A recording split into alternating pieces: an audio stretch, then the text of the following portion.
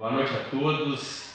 Muito prazer estar gravando aqui essa aula de Direito Constitucional e gostaria de oferecê-la ao meu querido, prezado professor Amaro Bossi, que me fez gostar tanto de Direito Constitucional.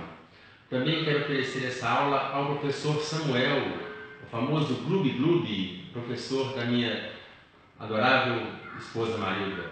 Vou falar sobre o artigo 60, sobre o poder constituinte derivado reformador via emenda constitucional. Ao lermos o artigo 60, nós vamos encontrar 4 limites, ou melhor, às vezes até 5 limites, E o primeiro limite é o limite formal subjetivo. Nos 3 primeiros incisos do artigo 60, a Constituição ela vai dizer quem é que pode propor uma emenda constitucional. Primeiramente, 1/3 no mínimo dos membros das câmaras dos deputados ou, preste bastante atenção na conjunção, ou 1/3 do Senado Federal. Em termos de números, nós temos 513 deputados, então 1/3 daria 171. E do Senado Federal nós temos 81, 1/3 seria 27. O presidente da República e mais da metade das assembleias legislativas das unidades da Federação, manifestando-se cada uma delas pela maioria relativa de seus membros. Então, nesses 3 primeiros incisos, a Constituição ela traz um limite formal subjetivo. Uma pequena observação: o professor José Afonso da Silva, ele entende que o povo teria legitimidade para propor, uma vez que no artigo 1º, parágrafo único, diz que todo poder emana do povo. O artigo 14 dita sobre soberania popular. E o artigo 61, parágrafo 2º, fala sobre iniciativa popular. Mas, na verdade, é uma corrente minoritária. O segundo limite, que é trazido no parágrafo 1º, é o limite circunstancial. A Constituição ela traz 3 hipóteses em que não poderá haver emenda constitucional. Seria a intervenção federal, o estado de defesa e o estado de sítio. O estado federal está preconizado nos artigos 34 a 36, o estado de defesa no 136 e o estado de sítio no artigo 137 a 141. Um terceiro limite seria o limite formal objetivo. A Constituição, no artigo 60, em seus parágrafos 2º, 3º e 5º, trazem todo o procedimento para aprovação e promulgação da emenda constitucional. No parágrafo 2º, é determinado que a proposta será discutida e votada em cada casa do Congresso Nacional em 2 turnos, considerando-se aprovada se obtiver em ambos 3/5, ou seja, uma maioria qualificada dos votos dos seus respectivos membros. Ou seja, 49 senadores e 308 deputados. O parágrafo 3º, ele vai explicitar que, uma vez aprovada a emenda constitucional, ela será promulgada pelas mesas das câmaras dos deputados, atenção na conjunção, e do Senado Federal, com o respectivo número de órgão.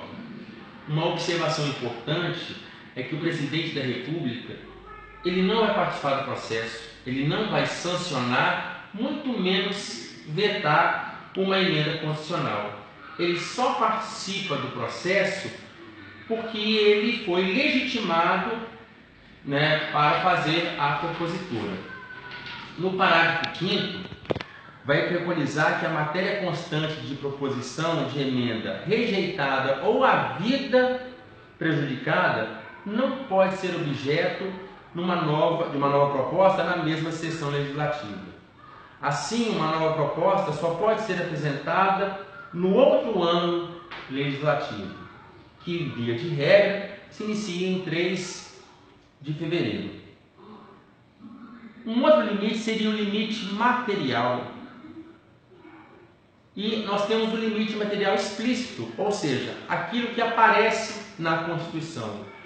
No parágrafo 4º, vai aparecer algumas coisas, algumas matérias em que não pode haver a abolição, a supressão de tais matérias. O poder constituinte originário deixou assente de forma bem expressa as matérias que não poderiam ser abolidas da normatividade constitucional. É importante dizer que elas podem ser objeto, sim, desde que venha sofisticar ou mesmo ampliar essa normatividade. Primeira matéria, a forma federativa do Estado. Federalismo. Os entes políticos componentes da federação são dotados de autonomia. Então não pode ter uma emenda constitucional que visa abolir essa autonomia.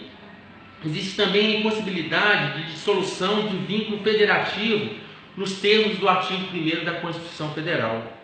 E também existe uma garantia tributária recíproca que não pode ser abolida sob pena de se ferir a engenharia federativa. Uma segunda matéria seria o voto direto, secreto, universal e periódico. Tem que deixar bem claro que não diz sobre voto obrigatório, ou seja, ele não está incluído a separação dos poderes e os direitos e garantias individuais. É importante frisar que o que está relacionado, preconizado nesse parágrafo 4º, a doutrina chama de cláusula pétrea, ou seja, aquilo que não pode ser abolido da Constituição. Por fim, existe um outro limite, um último limite, que seria um limite material implícito. São matérias que, embora literalmente não estejam escritas, não estejam expressas nesse parágrafo 4º, podem ser consideradas como matérias que também não podem ser abolidas, visto sob pena de ferir o sistema constitucional. A impossibilidade de revogação dos limites materiais explícitos preconizados por esse parágrafo 4º. A impossibilidade de modificação dos titulares do poder constituinte e também do processo de reforma da Constituição. E também a impossibilidade de revogação dos princípios fundamentais da República Federativa do Brasil, presentes do 1º ao 4º da Constituição Federal.